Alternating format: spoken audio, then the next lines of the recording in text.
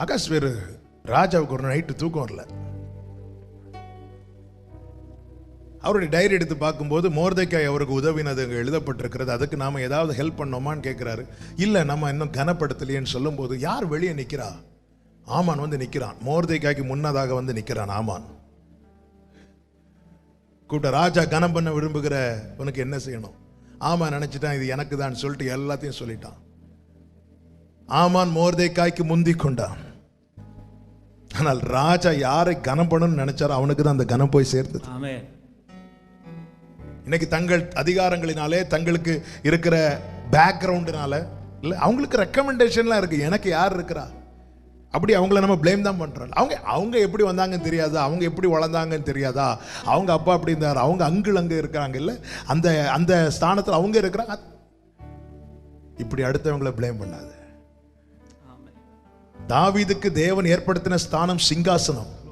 தாவீது இருந்தது ஆட்டு தொழுவங்களுக்கு இடையில.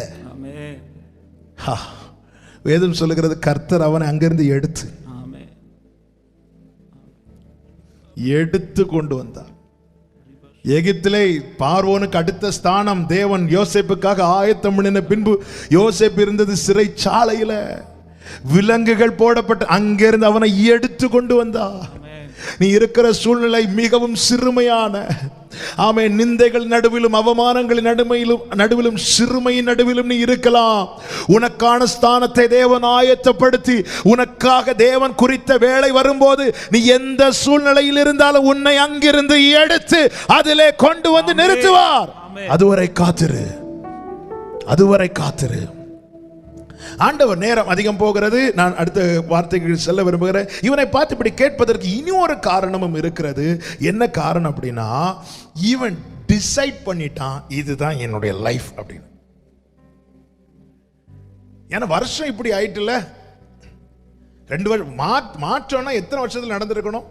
வந்து கொஞ்ச நாள்ல நடந்திருக்கணும். 6 மாசத்துல வருஷம் 38 ஆச்சு, வயசாகுது. இனி இதுதான் என் லைஃப் டிசைட் பண்ணிட்டான். நம்ம ஒரு காரியத்தை இதுதான் இப்படிதான் இருக்கும் என் லைஃப், இதுதான் என் வாழ்க்கை நம்ம டிசைட் பண்ணிட்டோம்னா அடுத்து நம்ம ஒரு புதுமையை விரும்ப மாட்டோம். அந்த எதிர்பார்ப்பு கம்ப்ளீட்டா நஷ்டமாயிரும். நல்ல கவனமா கேளுங்க. உன் வாழ்க்கை என்பது நீ அமைத்து கொள்வது அல்ல, அவர் அமைத்து தருவதே உன் வாழ்க்கை. நாம இதுதான் ஓகே, இனி இப்படி பழகிட்டோம், இப்படி இருந்துட்டோம், இனி இப்படி ஓட்டிடலாம். ஒரு நாளும் உன் வாழ்க்கையை நீ அமைத்துக் கொள்ள முயற்சிக்காதே. அவர் அமைத்து தருவார். நாம் அவர் அஸ்திபாரமாகிய கிறிஸ்துவின் மேல நம்ம கூட்டி கட்டப்பட்டு வருகிறோம். அவர் தான் நம்மை கட்டி எழுப்புகிறார். நாம் அவருடைய வீடு, நாம் அவருடைய மாளிகை, நாம் அவருடைய தோட்டம், நாம் அவருடைய ஆலயம். அவர் கட்டுகிறார். நாமே டிசைட் பண்ணி இத்தனை வருஷம் ஆச்சுல, இனி என்ன மாற்றம் வரப்போகுது இல்ல, இனி எஞ்சியுள்ள காலத்தை இப்படியே ஓட்டிடலாம். நோ, எத்தனை வருடம் பழக்கப்பட்டவன் மீன் பிடிக்கிறதுல பேதுரு விட்டு வாங்கினார். எதுக்காக ஆண்டவரே? நடுத்தெருவில் விடுறதுக்கா? இல்ல, உன்னை நான் மனுஷர்களை பிடிக்கிறவளை மாற்றுவேன். வாழ்க்கையில் ஒரு சேஞ்ச். தேவன் குறிக்கும் நாள் வரை நீ காத்திரு. இதுதான் வாழ்க்கை என்று நீ தீர்மானித்து விடாதே. இதுதான் வாழ்க்கை, என் வாழ்க்கை தான். இப்ப என்ன நடந்திருக்கும் சொல்லுங்க? அந்த சர்ச்சில் எவ்வளவு பேர் வருவாங்க? இப்படி வியாதியாஸ்தர் இருக்கிறவங்க பார்த்துருப்பாங்க, சப்பானியா இருக்கிறவங்க பார்த்துருப்பாங்க, போறவங்க வரவங்க 5-10 கொடுத்துட்டு போயிருப்பாங்க. அவன் அதுல கொஞ்சம் காலத்தை ஓட்ட ஆரம்பிச்சுட்டான். நினைச்சிட்டான் எனக்கு அண்ணனைக்குள்ள தேவை சந்திக்கப்படுது, போதும், இப்படியே வாழ்ந்துடலாம், இப்படியே வாழ்ந்துடலாம். அதனால இவன் என்ன எதிர்பார்க்கல? அற்புதம் எதிர்பார்க்கல, 5-10 எதிர்பார்க்க ஆரம்பிச்சிட்டான். அற்புதத்தை எதிர்பார்த்து வந்தான். வருஷம் 38 ஆச்சு.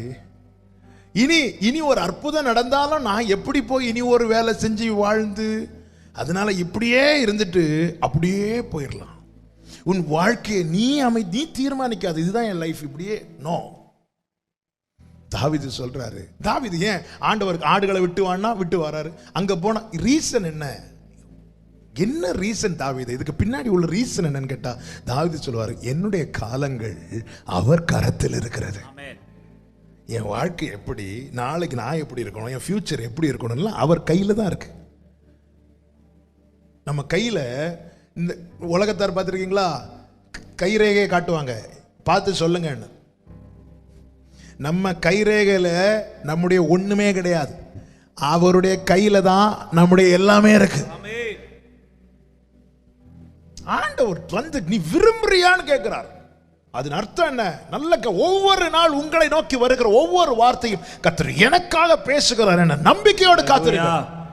உன்னை உயரமான ஸ்தலத்தில் நிறுத்துவார்னு சொல்லும் போது என்னையா எங்க நிறுத்த போறார்? கேட்க நல்லா இருக்கு. ஆமேன் ஆமேன். அப்படி ஆமேன் அல்ல, இது எனக்காக பேசப்பட்ட ரேமா என்ன நிறுத்துவார். நீ காலமெல்லாம் பெதஸ்தா குளக்கல இருந்து வரவங்க போறவங்க 5 கொடுக்கறத வாங்கிட்டு ஒரு நாள் வரவே மாட்டாங்க. இல்ல இன்னைக்கு மாதிரி அன்னைக்கு லாக்டவுன் இருந்ததுன்னா அவ்வளவுதான். இல்ல நீ இப்படியே ஓட்டிடலாம் நினைக்கிறியா? நீ வந்திருப்பது அப்பா சமூகமானால், நீ ஆராதிப்பது பெரிய தேவனானால், பெரிய தேவனிடத்தில் பெரிய காரியத்தை கேள், பெரிய காரியத்தை கேள். ஆமென் சொல்லுங்க பார்க்கலாம். ஆமென்.